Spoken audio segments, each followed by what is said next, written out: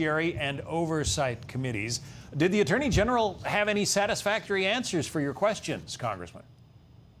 Absolutely not, John. In fact, he couldn't address how many arrests, how many people have been prosecuted under our immigration laws.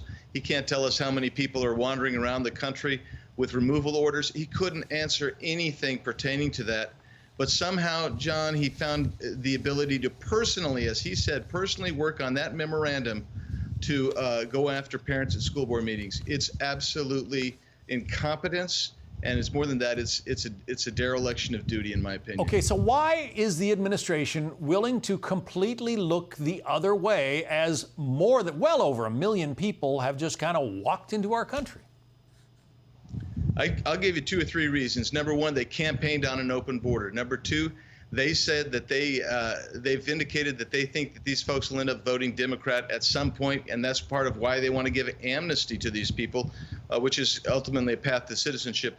And the third thing is there's a lot of people that are in this administration that don't believe in the Westphalian nation state. They don't believe in the concept of a nation state. I mean, that's something that's been a treasure on the left for a long time to eliminate that. So there's three reasons right there, but the bottom line is they all make our country more insecure, and this is a national security issue right now. We want to put up the fiscal year numbers from 2020 versus 2021. The fiscal year ended in September.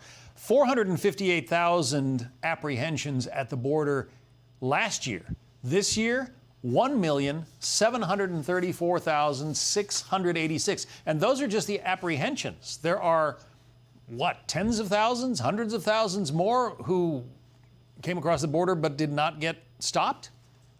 John, that's right. The estimate's at least 500,000. So we have known gotaways of about 1,000 a day that we know are getting into the country. Then there's a whole lot of other people.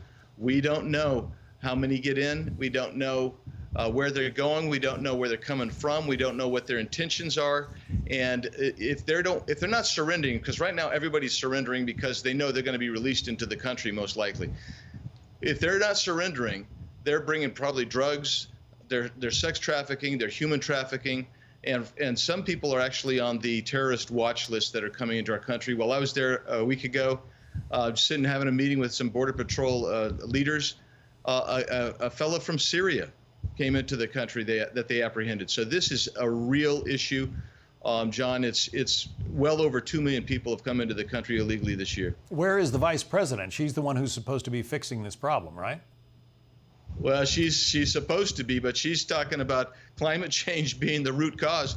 And the root cause, she'd see better if she'd just look in the mirror. It's her and Joe Biden with their horrible policies and their failure to lead on this issue. So I'm kind of glad that she's not more involved, because she tends to mess up everything she touches. Meantime, we've got that huge caravan. It's apparently the largest yet, on its way from, I guess, the southern part of Mexico, on its way up and headed for the border. What is the administration doing to try to turn that around?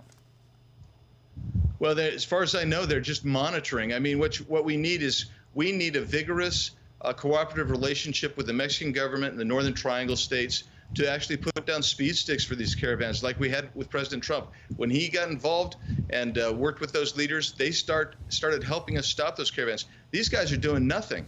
They're kind of watching. I've met with Border Patrol agents in different sectors over the last couple of weeks, asking them, what are you going to do?